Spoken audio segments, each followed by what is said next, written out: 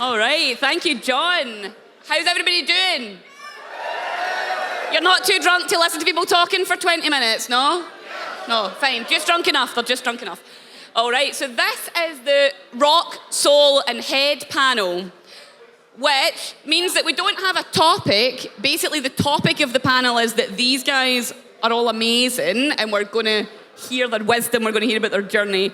This is a concept that came from our Chilean partners, Fizz, who are helping to create this festival. The idea of getting a rock star, an activist, and a thinker together to share those ideas and see what happens. So, we've got our rock star, Roy Reynolds.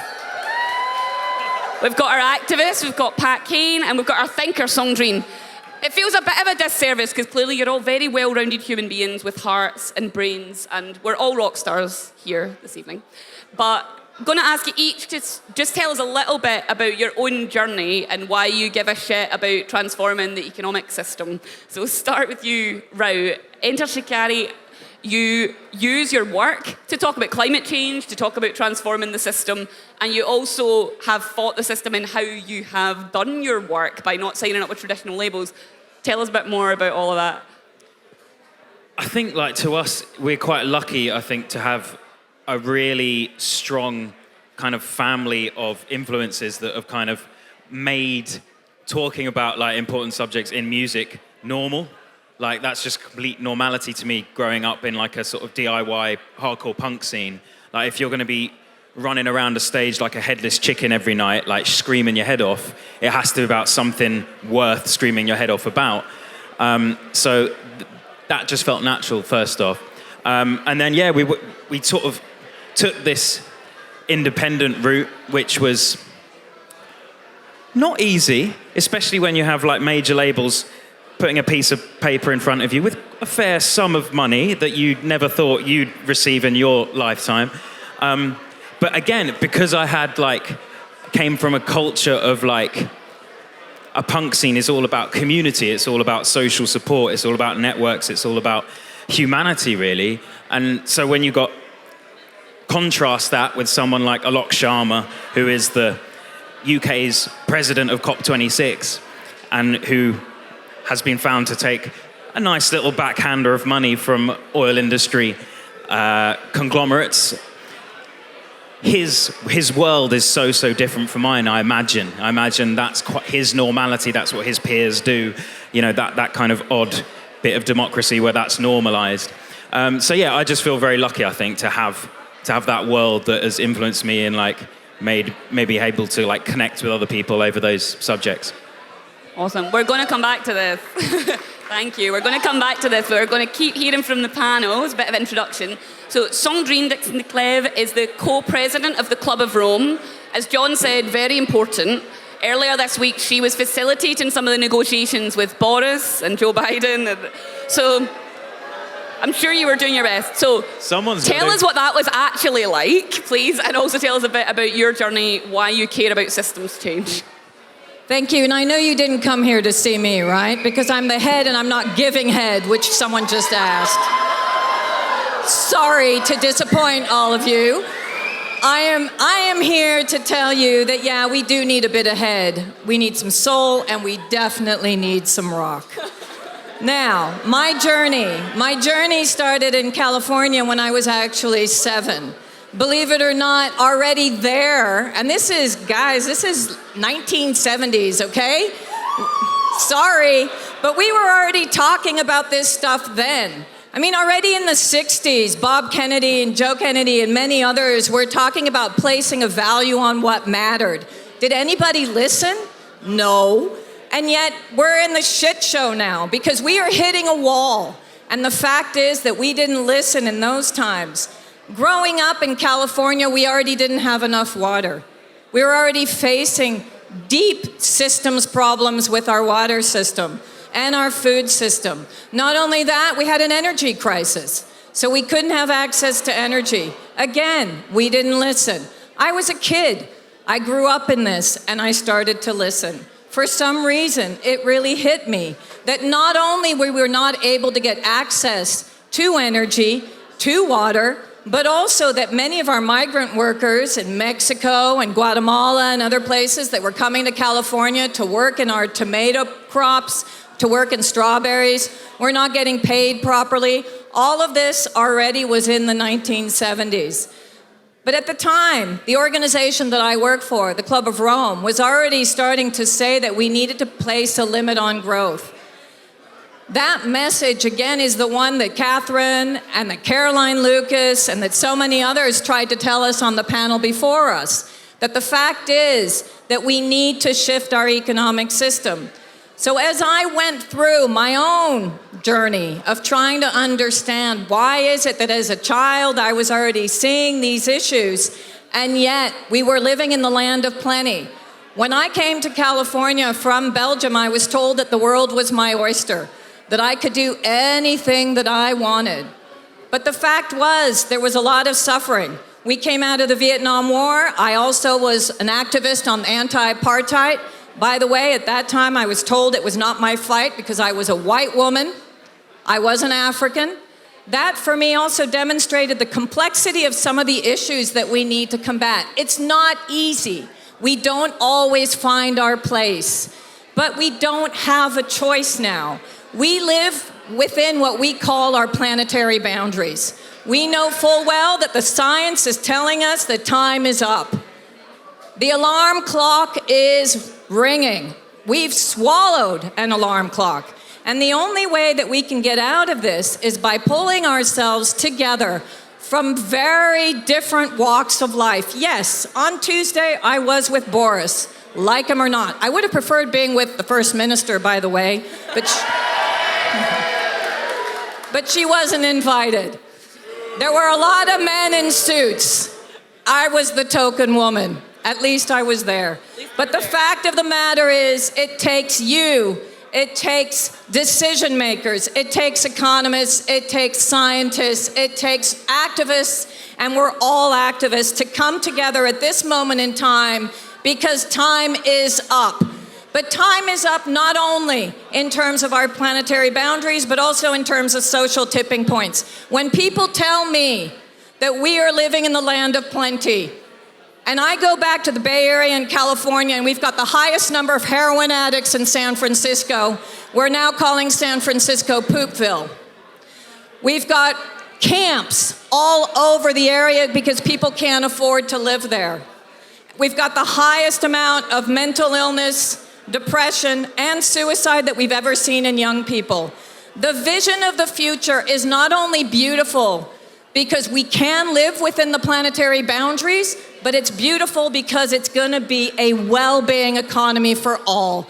Equity, elimination of poverty, and living together in something that truly does mean something to all of us. That is what we're striving for. All right. I hope you said exactly that to Boris. Exactly that. All right. Thank you, Sandrine.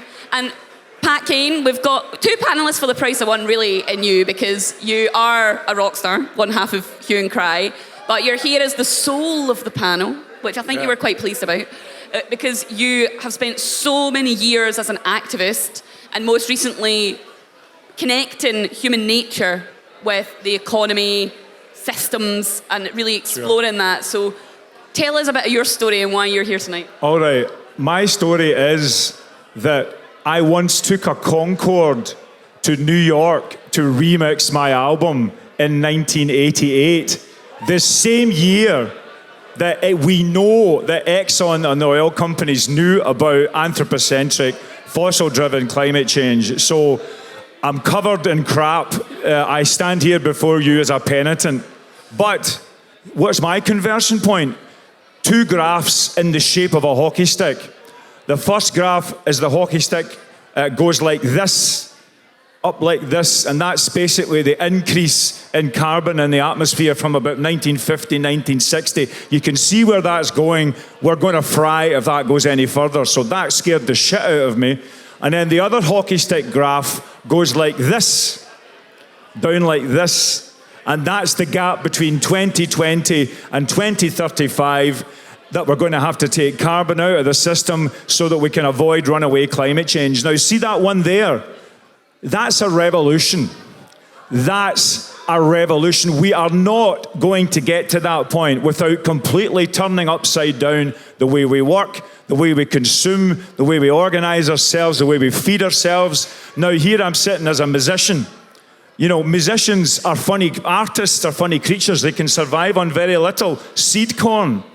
You know, and we have things to teach the wider world about how we have inner meaning rather than outer meaning, how we can be motivated to improve ourselves, to improve our skills, to be with other people joyfully, not buy shit to toxify the planet. That's the lesson. Artists should be out there like John the Baptist, telling the world you can live meaningfully without having to put yourself in debt to buy shit that toxifies the system. That's a revolution. You're about to begin. I'm trying to look at the age group here. I would say millennials and Gen Z.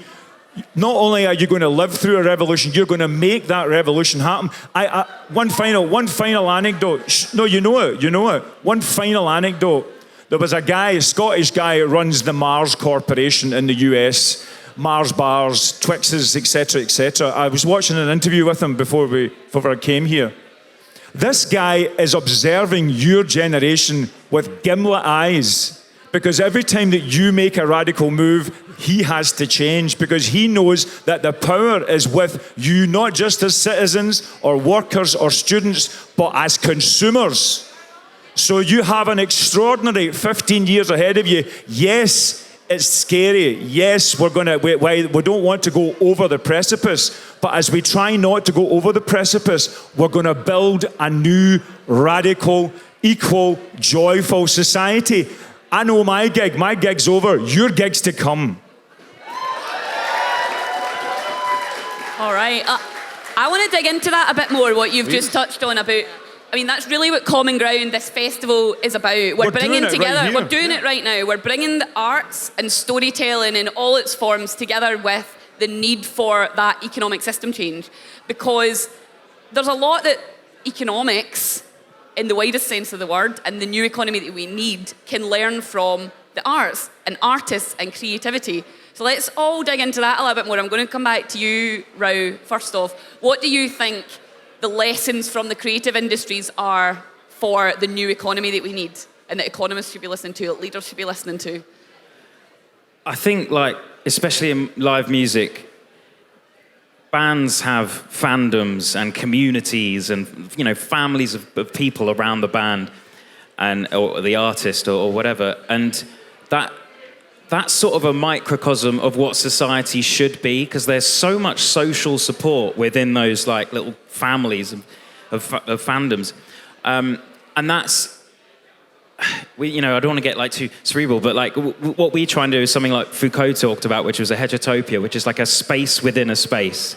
So like offering people something new, and I think it's not just something new, but it's something that's more natural to us. Like, you know, as human beings, our species survived on the savannas of Africa by connecting with each other and working together. Like, we are by definition a collaborative social species. Like, you know, we don't have tusks, we don't have claws, we can't run as fast as a lot of the animals, you know, that were back then or today. So we rely on working together, and that's something that, you know, as a musician you see every day, and it becomes, you know, completely normal, completely natural.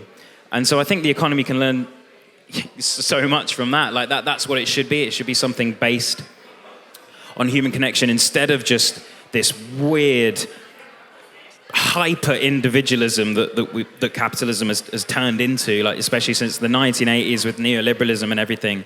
Like, we're all just treated as these individual entities disconnected from each other, and we have to concentrate on our own self-maximization. And that's completely unnatural. Like, it's been corroborated time and time again by neuroscience, by social sciences, by anthropology. We're a social species. So that's the main thing. You know, music, and I suppose arts and culture in general, is the one thing that sort of brings us together indiscriminately. It's the one thing left, really, that there is. So I think that's the main thing for me that it can learn. Just human connection should be at the core of an economy. Yes to that.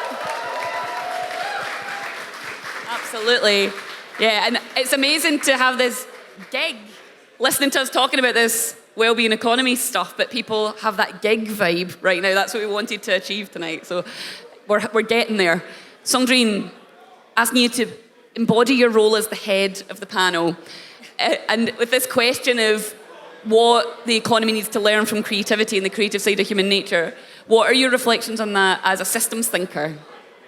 So clearly what systems are all about is joining the dots, right? And we need to co-create and innovate the future. And you're absolutely right. I mean, the fact is, we let a bunch of, sorry to say this, but in most cases, white neoliberal men decide how people should live their lives based on short-term profits, short-term decision-making across the board. Shareholder value is what dictates everything. At the end of the day, what is beautiful in the arts is, first of all, to come back to emotion, to come back to what touches the soul, to come back to visually what stimulates us. And if we look at some of the most incredible beauty in this world, it's nature. Why is it did we create these false constructs within our economies that are not based on living systems? Living systems are around us. Nature is around us, and we can learn from nature. Biomimicry, which teaches us actually how we can recreate new materials, the way in which species interact and collectively work together rather than continuous individualism. Darwin's survival of the species is a man-made interpretation of what truly happens outside. In most cases, species work together.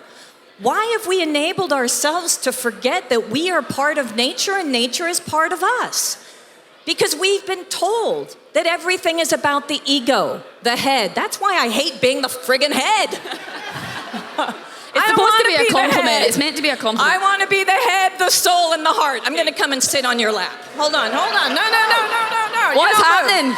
You don't move. This is Guys, put a mask on. Put a mask on. This was worth the price of entry. COVID spreader. And she has the most rock and roll shoes on. She does have the best shoes. Look at these boots. No, we cannot pigeonhole anyone. We cannot pigeonhole anything. We cannot judge people or things by the cover. The fact is, a systems approach and thinking systemically is absolutely joining the dots. But I'm going to say one last thing. Because this is the decisive decade, we have to optimize, we have to be strategic. We have incredible models of change. This country has a first minister that has adopted the well-being economy. Be proud. Learn what it means. Understand it. It's better for you. If it's better for you, then adopt it, embody it, talk about it, share it with your neighbors, your friends, the grocery worker, because that is the only way that we're going to move on. I can't just be a talking head. I need all of you to be on the journey with me. You're absolutely more than the head, but that was perfect. Thank you. So, Pat, expand on what you love to talk about, what economic systems can learn from creative industries. All right, okay. You might have heard of a guy called Francis Fukuyama. If you don't, it doesn't matter. But he once wrote a book called The End of History. And there's a lot of people going around saying that history is over, we're exhausted, we're about to go off the edge of the cliff. Think the opposite, that history is just about to begin. Now, what do I mean by history is just about to begin? Well, number one, we're going to become planetary citizens. More and more, we're going to think of ourselves not as citizens of Glasgow or of Scotland or of Europe, but of the planet. So we are going to be responsible for the beautiful blue orb. That's an upgrade. That's you starting to behave as a global species. So that's number one. Number two, I was at a lecture last night called the Reith Lectures, where the guy who was speaking was a world-renowned expert on artificial intelligence and robots. So if we're not going to completely change our economy from the climate end, we're going to have to completely change our economy from the robot end, because they're coming for your routine jobs. Anything routine that you do, dear human, AI and the robots will do for you. Now, do we become scared shitless at that prospect? Or do we say it's not the end of history, it's the beginning of history, because we will have the resources and the wisdom to be truly free? We will have the 2-day weeks, the 3-day weeks. We will have the universal basic incomes, because we have to, because of climate science, and because the technology is coming for our boring human existences in any case. This is a fucking extraordinary moment. You are going to start living the way the human species was supposed to be started living 30,000 years ago, when they became sapient, started to write, started to organize. Literally, right now, right here, right now, is the beginning of the rest of your species' life. Go grab it. Why think small? For God's sake. We're fired up here on this panel. I'm enjoying this a lot. Right, so it's really difficult for the politicians to be honest, I think, about the changes that are needed. We're really trying to envision the positive change here tonight, but I want to come back to each of you again. We've only got a few minutes left, so last word from each of you. But I want to know what makes you feel hopeful about this transition. I think we're all on the same page up here that this transition is coming, so let's make it what we want it to be, what we need it to be, in a way that delivers well-being. But what makes you feel hopeful and excited instead of scared shitless as an individual? So start with Rao and come down. I mean, well, first of all, it's really important, like, to try and push the scared shitless emotions aside, because despair is like completely debilitating. Like, there's nothing worse an emotion than despair. But there's so much reason for what I call proactive hope. Like, there's hope, but we've got to like grab it and do what we can. I mean, I think the youth that's coming through now, like, they feel no attachment to our current system. They only see its failings, because that's all they've seen. You know, they haven't had the privilege of like having a life that's like generally all right. Like, you know, many people of my generation and above have had, like, it's now all you can see everywhere you look, it's just disaster or looming disaster. I think that having that complete disconnection and the righteous indignation that comes out of that is going to be a fuel that is just going to be unstoppable. And I think when you add the technology, like Pat was just saying, to that, and just the sheer opportunities that are going to start to come and how to change the whole economic system, like it's going to be incredible. Like, so just one more thing, the word economy derives from the Greek I can't even pronounce it, oikonomia or something like that. And it means the intelligent management of a household. So, and I think all we have to do is look around at how things are kind of made at the moment, and we can all agree that this is not the intelligent management of the household. It's that we go around ransacking our planet, ransacking the natural world. It's basically the management style of a raccoon in a trash can. Like, we do not give a shit. All we give a shit about is profit.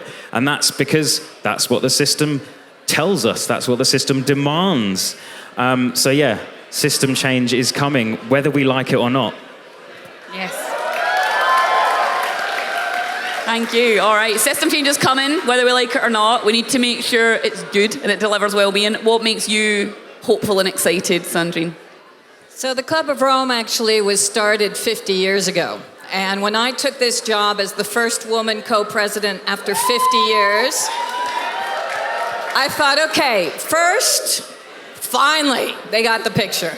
We needed a woman at the helm, with another incredible woman, by the way, who's from South Africa and 20 years my senior. So what does that show?